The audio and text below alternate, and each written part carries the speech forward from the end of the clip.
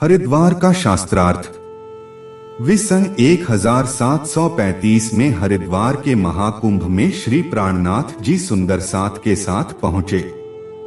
वहां पर वैष्णवों के चारों संप्रदायों, 10 नाम संन्यास मत तथा 6 दर्शनों के आचार्यों के साथ श्री जी का शास्त्रार्थ हुआ।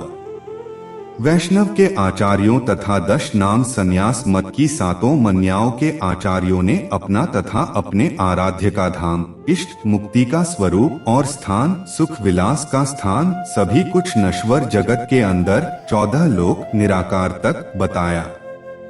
केवल निम्बार्क तथा छठी मन्या ने थोड़ी बहुत अखंड की बात की।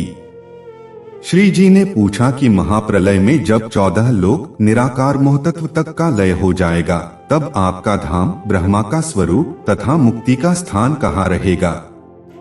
सभी आचार्यों के पास श्री जी के इस प्रश्न का कोई भी उत्तर नहीं था। न्याय दर्शन के आचार्यों ने कहा कि दुहक की 21 सीढ़ियों, 5 इंद्रिय प्लस मन, 6 इंद्रियों के विषय, 6 प्रकार के विषयों का ज्ञान, सुख, दुहक तथा शरीर के नाश होने पर अखंड सुख की प्राप्ति होती है। श्री प्राणनाथ जी ने कहा कि महाप्रलय में जब यह स्थूल जगत या शरीर ही नहीं रहेगा, तब उस अनादि ब्रह्मा तथा जीव का निवास कहाँ होगा? इस पर उन्हें मौन होना पड़ा। मीमांसा दर्शन के आचार्यों ने कहा कि कर्म अनादि और अद्वितीय है, इसके बिना और कुछ है ही नहीं। श्री जी ने कहा, कर्म में सदा भ्रांति रहती है, जबकि ब्रह्मा अखंड एक रस स्वरूप वाला है।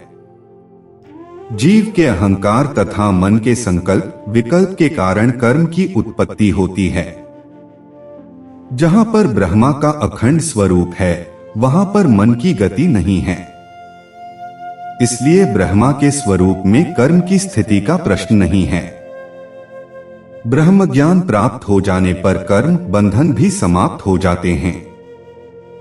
आपका आशय जैमिनी के कथनों के विपरीत है। इस पर वे मौन हो गए। मीमांसकों के शांत होने पर सांख्य दर्शन के विद्वानों ने कहा कि जब पुरुष तथा प्रकृति का संयोग होता है, तब जगत की उत्पत्ति होती है तथा अलगाव होने पर महाप्रलय हो जाता है। दोनों ही नित्य एवं अनादि हैं। श्री प्राणनाथ जी ने पूछा कि पहले आप यह बताइए कि प्रकृति और पुरुष का स्वरूप क्या है? यदि निराकार है तो ये कहां पर और कैसे मिलते हैं? महाप्रलय के पश्चात प्रकृति का स्वरूप कहाँ रहता है? इस बात पर उन्हें मौन होना पड़ा। वैशेषिक दर्शन के आचार्यों ने कहा कि सारे जगत की उत्पत्ति तथा लय का मूल काल है, अतः यह ही ब्रह्मा है। श्री जी ने कहा कि जहां पर ब्रह्मा का अखंड स्वरूप है, वहां पर काल की सत्ता नहीं होती, जबकि यह संपूर्ण जगत काल के अधीन है। जगत के स्वरूप और ब्रह्मा के स्वरूप को एक दूसरे में ओतप्रोत मानना आपकी भूल है। योग दर्शन के आचार्यों ने कहा कि सर्वव्यापक होने के कारण इस शरीर में ही ब्रह्मा का दर्शन हो जाता है। योग के अंगों के अनुष्ठान तथा नाड़ी चक्र शोधन द्वारा उस ज्योतिर्मय ब्रह्मा का साक्षात्कार होता है। उस ब्रह्मा में यह जगत किरणों के समान स्थित है।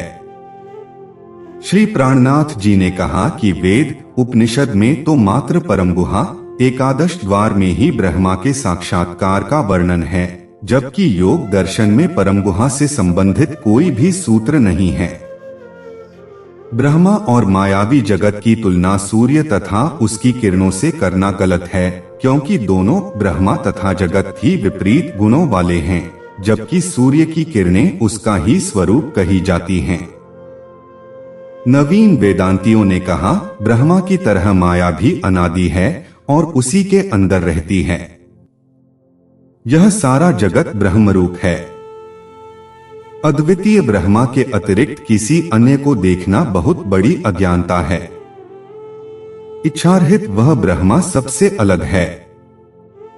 श्री जी ने कहा कि हे वेदांत के आचार्यों, आप यह बताइए कि त्रिगुणातीत ब्रह्मा के अंदर माया किस प्रकार से है तथा इस मायावी जगत के अंदर एक रस ब्रह्मा किस प्रकार व्यापक है। यदि माया अनादि है तो वह साकार है या निराकार, इसे स्पष्ट करें। यदि यह सारा जगत ही ब्रह्मरूप है तो ज्ञान के ग्रंथों की आवश्यकता ही क्या है।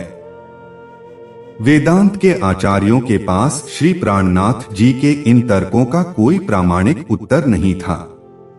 निदान सभी ने हार मानकर उन्हें श्री विद्याभिनंद बुद्ध निष्कलंक स्वरूप माना और उनके नाम की ध्वजा फहराई तथा आरती उतारी।